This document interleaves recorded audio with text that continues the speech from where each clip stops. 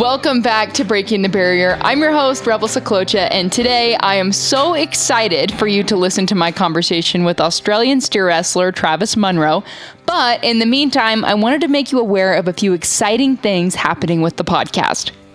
Breaking the Barrier is now on Instagram. You can follow us at Breaking the Barrier Pod for exclusive teasers and sneak peeks of episodes that are yet to come out, as well as highlights from already released episodes. We are also posting more video content on the Breaking the Barrier podcast YouTube channel. You can watch many of our podcast recordings that have been released already this season. A few of our episodes are audio only, such as this one, because they're with rodeo cowboys and cowgirls that are actively traveling up and down the road this summer as the summer run gets into full swing. Nonetheless, be sure to check out previous video content as it is an exciting addition to the Breaking the Barrier podcast experience. Without further ado, let's get into today's show. I'm Rebel Saklocha, and today I'm on the phone with professional steer wrestler Travis Munro. Travis, thanks for joining us. No problem. Thanks for having me on board. So Travis was the Australian Professional Rodeo Association Pro Tour champ in 2021 and the 2023 Prairie Circuit Steer Wrestling champion this past year, with lots of success and hard work in between. What's so cool about this conversation today is I am from and live in Nebraska. The rural radio network that produces this podcast is based out of Nebraska, and you just had a lot of success in Nebraska last week. Tell us about that. Yeah, I did. I really enjoy that rodeo. North Platte, it's always been real good to me. Every year I've been, I've won some money out of there, and I was lucky enough to get the win there this year, so I always enjoy going to that rodeo. Yeah, very cool. Well, we're glad that maybe you're starting to like the Cornhusker State too, but as we get started today, fill us in on your rodeo background, kind of how you got started and found your place in the sport. Well, I'm not from a rodeo family at all. I grew up playing rugby for 12 years, following my dad's footsteps, and I had a buddy that kind of got me into it a little bit. We're getting on steers and stuff when we were pretty young, and I got on some bulls and stuff like that, and I happened to lose a bet to a good buddy of mine that I grew up with back home, Cody Jang. He lives here now rodeoing, and that was to attend my first steer wrestling school, and I kind of got hooked right away, and he helped me along the way, and here we are. Yeah. It all just fell into place. Absolutely. Well, I can imagine that the adrenaline that you got from jumping your first steer was probably comparable to riding a bull for the first time or a steer, so that's pretty cool. Yeah, I was nervous. Yes. So I've never been to Australia, nor a rodeo in Australia for that matter, but what does rodeo look like over there? It's not too much different. It's just, not as many competitors. Still get good crowds. It's more of a good hobby back there. Like, it's taught me to be who I am today. But yeah, just not as many contestants and stuff like that. That's kind of the reason I moved over here. I wanted to be with the best in the world and be a little fish in a big pond and see how it went.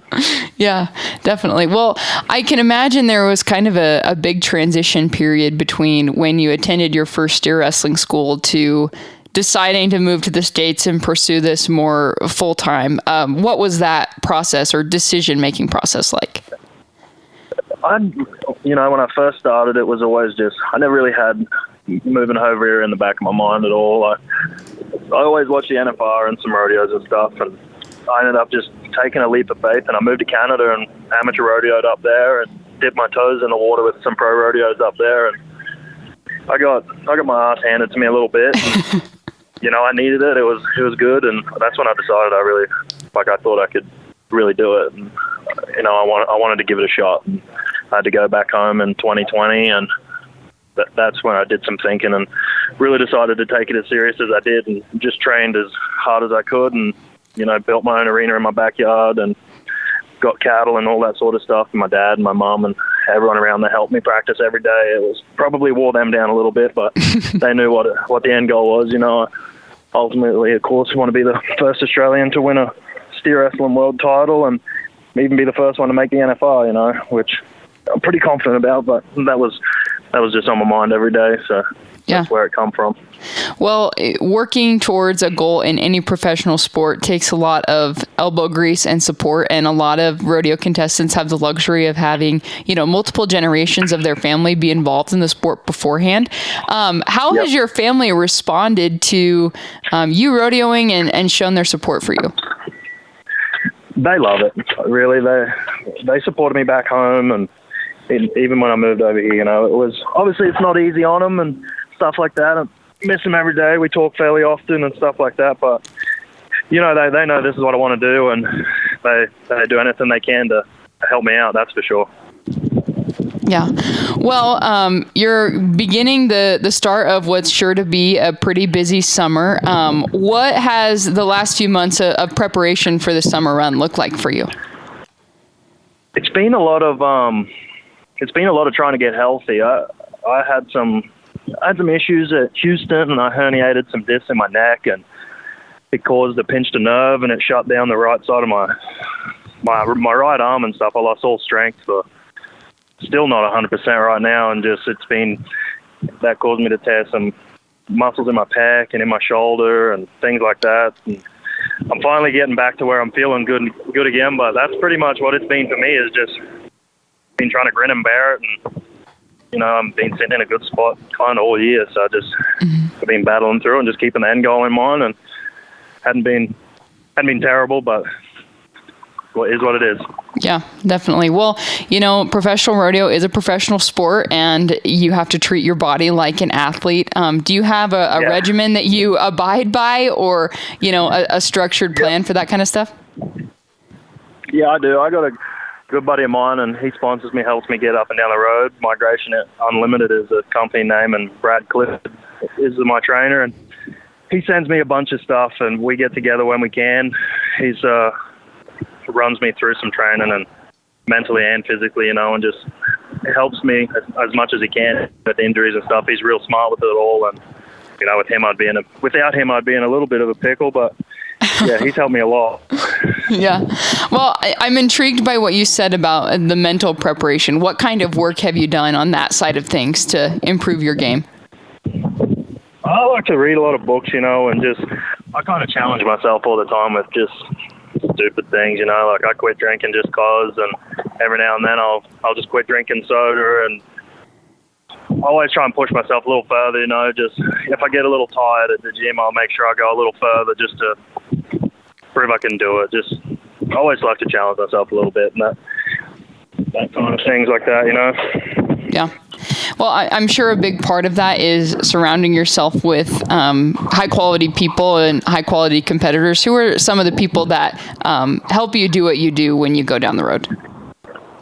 So I got two hauling partners with me now, and that's Mark Joyner and Cody Devers. They're both. We always push each other. Try and break things down and help each other out. I want them to win just as much as I want to win. And there's another family down there in Louisiana, the Martins. I rodeoed with Tristan through the winter and stuff, and without him and his wife's help, I wouldn't have won as much as I have so far. I've been really lucky coming over here and meeting all the people I have. Everyone's been willing to help me as much as possible, and it's been a blessing, really. Everyone's been great to me. Yeah. So on that vein, it also takes a lot of horsepower to do what you do. And, good steer wrestling horses are kind of few and far between, a hot commodity for sure. What horses are you planning on using this summer? I have a red roan mare that I'll be riding a bunch, and she's out of Canada, actually. She's a good mare. Easy to win on, easy in the corner and stuff. Just not very fun to warm up. But everything else is pretty easy on her, and it's nice. Otherwise, I really enjoy riding Tristan's black horse. He's outstanding for me. We've got along great. I think every time I've rode him, I've won something on him, and the steer wrestlers are great. If someone's in a pickle, there's always someone there that's going to help them get on. Like Bridger Anderson, he's helped me out a bunch with rides on his horse Whiskers. I've had a lot of success on him. I really enjoy riding him, but yeah, it's easy to get a ride. A lot of the bull loggers are really helpful. Yeah, absolutely. Well, you've been professional rodeoing for a few years now. What are the biggest things that you've learned since you first cracked out? Biggest things I've learned, try not to beat yourself up as one thing. Like, I learned that last year. If you mess one steer up, you've got 2 or 3 rodeos left for the rest of the week. Just go make them count, and always try and think about 3 positive things I did. And if I can find 3 things I did, I'll move on, and that's it. Or if I mess something up, I'll only think about it for 5 minutes or 5 miles, and we'll call it good and look forward to the next one. We're pretty lucky with getting to do this for a living, so there's no point in trying to be mad about it the whole year. Yeah. Well, you get to see a lot of country and travel a lot of places. Where have been some of your favorite rodeos or some favorite places in the country that you've gotten to see? Yeah, I like Salinas, California. I thought that was a great rodeo. The weather out there was outstanding. Other than that, I liked Florida. That was nice. It reminded me a lot where I'm from. It was hot and humid. The rodeos were pretty cool. It was tropical. It was really nice over there. Where else have I been? Estes Park. That's another beautiful one. That's really nice. I get to chill out up there. And I like a lot of them Canadian rodeos just because I lived up there for a few years. It was just brought back a lot of memories, and I got to see a lot of people that I was living with and rodeoing with up there. Honestly, I think traveling everywhere around here is just, like you said, we get to see a lot. Like, it's a great way to see the country, especially from not being from here. So everything's got something different I like to see. For sure. Well, I kind of want you to elaborate on something you mentioned earlier on about your time spent in Canada initially. Break down that experience a little bit more, and what getting your butt kicked really did teach you and make you a better competitor. So yeah, I amateur rodeoed for the first year, and I did a bit of winning. I made the amateur finals and stuff over there. It was great. I met a lot of good people, and I wanted to step it up a little bit. So the next year I went home for a couple of months because that snow was a little too much for me to handle. That's the really first time I've ever seen it, and I did not enjoy it. But I went back and bought my pro card and stuff, and I just expected to do the same thing I did. Just fly over and just go to win and stuff like that, and it didn't happen like that. There was a lot tougher competitors, all the guys that have made the NFR and the CFR and stuff like that. And I did a little bit of winning and stuff, but just not enough, and that made me just, I don't enjoy being beat like that. So I went home and knuckled down and got into the gym, got practicing more and stuff like that. So then when I come back, I knew what I had to do, and it really helped me a lot. Very good. Well, I can imagine a lot of people in your position traveling that far to rodeo and then not having the success that they were expecting would have just thrown in the towel at that point. What made you decide that you wanted to really stick with it and be more competitive? I just love the sport, and I didn't want to be just another person going up and down the road and paying an entry fee and being happy with that. Like, I want to win, and I want to beat everyone and prove I belong at the top and prove I belong at the FR in Las Vegas. That's where I want to be, and no steer wrestlers from Australia get on there yet, and I'm going to be the first. So that's what my goal is, and that's what I want to do. Absolutely. Well, rodeo has its fair share of highs and lows, no doubt. What encouragement would you give to someone who's going through a slump right now? I just wouldn't think of a slump. Like, concentrate on the next steer and tell yourself you're going to draw good and do good. Like, we all know how to bulldog and stuff. It's the mental attitude that sets the top apart from the rest. Like, I think that's definitely something that needs to be a priority for sure, and concentrate on the next one coming and do your best and pick your 3 positives. Keep going. Yeah. So you've mentioned a few times today that your goal is to be the first Australian to make the NFR in the steer wrestling and win a world title. Tell us more about that goal. Yeah, like as soon as I flew over, I knew.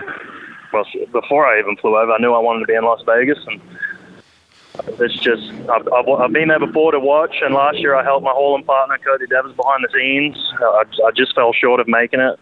now. So I just knew that's where I wanted to be, and the atmosphere, all of it, just sends shivers down your spine. And it's just what I want to be a part of. I want to be there to run at good money, be with the top 15 in the world.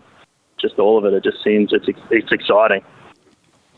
Yeah, well, one thing that's really evident through our conversation today is how focused you are and how committed you are to doing the work behind the scenes. I'd love for you to talk about more of, the mental work that you've been putting in, like some of the books you've read or any of your favorite books that you'd like to recommend to people.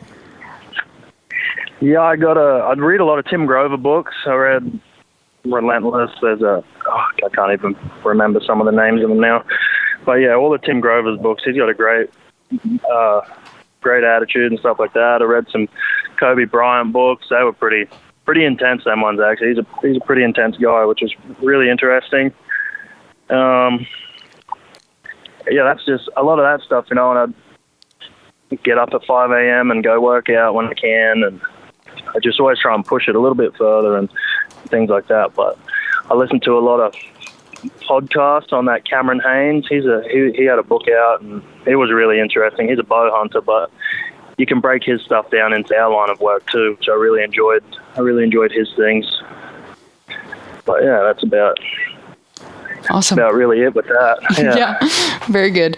Well, rodeo is obviously a huge part of who you are and something that you're passionate about. But outside of rodeo, what are some things that you enjoy doing or some other passions that you have that might surprise people? You got me kind of stuck. I really like swimming. I love going swimming, checking out some waterfalls and swimming in some nice cold rivers and stuff like that. Just being away and out there, out of the rush of everything. I really do enjoy that. And when I was back home, I'd damn sure be at the beach every couple of days. That's one thing I do miss is being at the beach. Where I was from was right on it, and we had a lot of islands and stuff out there, and the Great Barrier Reef, the oceans and whatever. And I'd say 3-4 times a week, that's where I was at.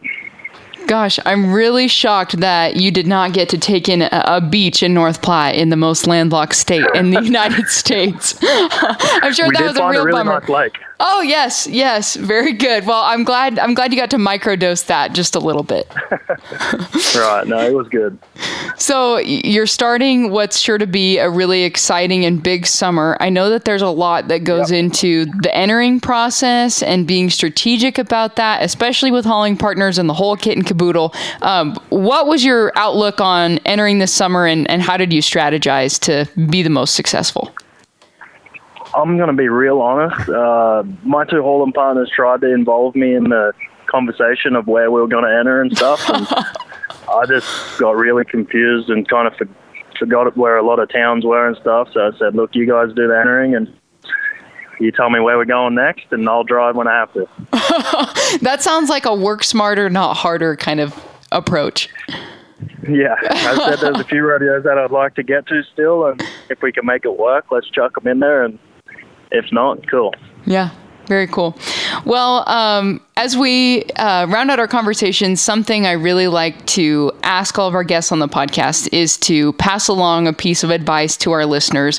What is a piece of advice that you'd like to pass along? Piece of advice I'd like to pass along. I would just say keep your head down and keep on working. Because at the end of the day, no one really cares. Just work harder and all your dreams will come true. It matters, you don't want to leave any excuses on the table. So you can work as hard as you can, you're going to succeed. That's all there is to it. Absolutely. Well, is there anything that we haven't touched on that you'd like people to know? I don't think so. I think we've done pretty good. Awesome.